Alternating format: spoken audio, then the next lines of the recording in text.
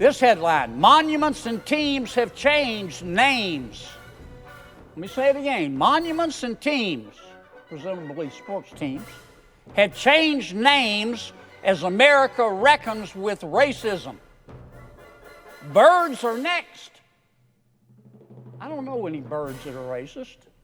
You would think that after receiving nearly $100 million from taxpayers, that would motivate NPR to play it right down the middle, to only publish fair reporting.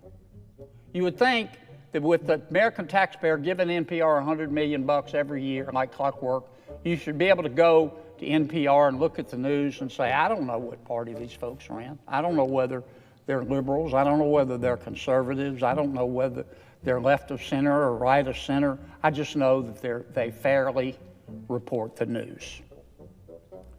But that's not the case. I want to give you a few examples of stories that NPR has published using taxpayer money.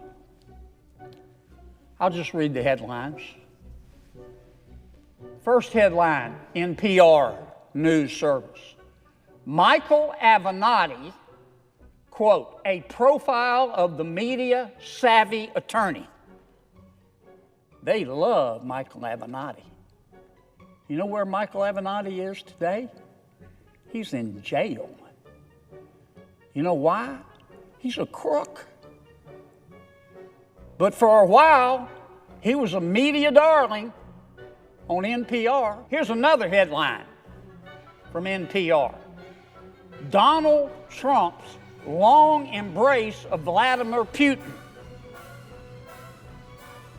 Remember the Russiagate?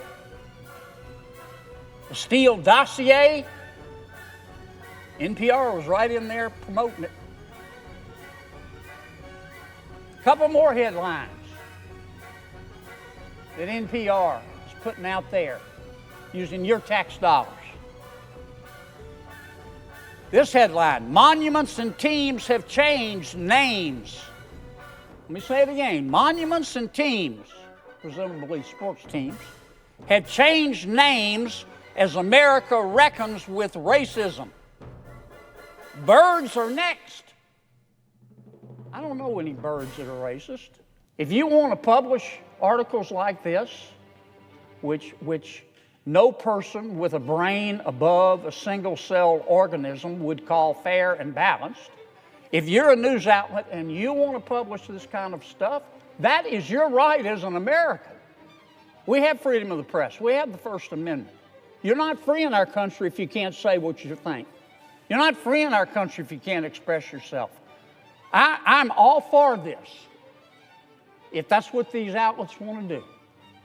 But I'm not for taking $500 million every single year and giving it to these stations to the exclusion of everybody else so they can do it. That's immoral. NPR also similarly covered the COVID-19 lab leak theory as though it was a conspiracy. That's how the news coverage reads, in my opinion. That if you believe that COVID-19 originated from a lab leak, you're a conspiracy theorist.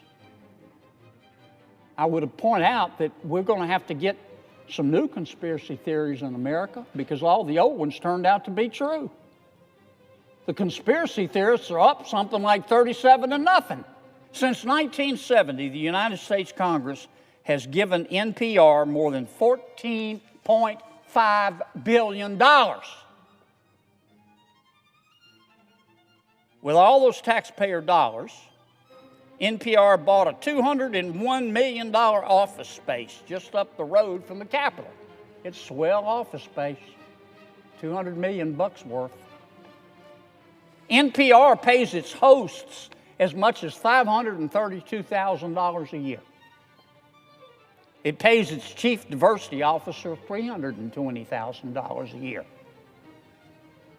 Pretty good work if you can get it. Now, if you want to support NPR and PBS or any other public media outlet, that is great. God bless you. This is America. You're free to do it. You are free to donate to those nonprofits as you see fit. But Congress should not compel taxpayers to fund them, to fund a service that the American people don't need, especially when the content, well, you can read what the content is, and maybe you agree with it, but a whole bunch of Americans don't. President Trump's Department of Government Efficiency is looking for fat to trim, Mr. President. As far as I'm concerned, this gravy train with biscuit wheels called the Corporation for Public Broadcasting is the perfect example of a project the American people no longer need and should not fund.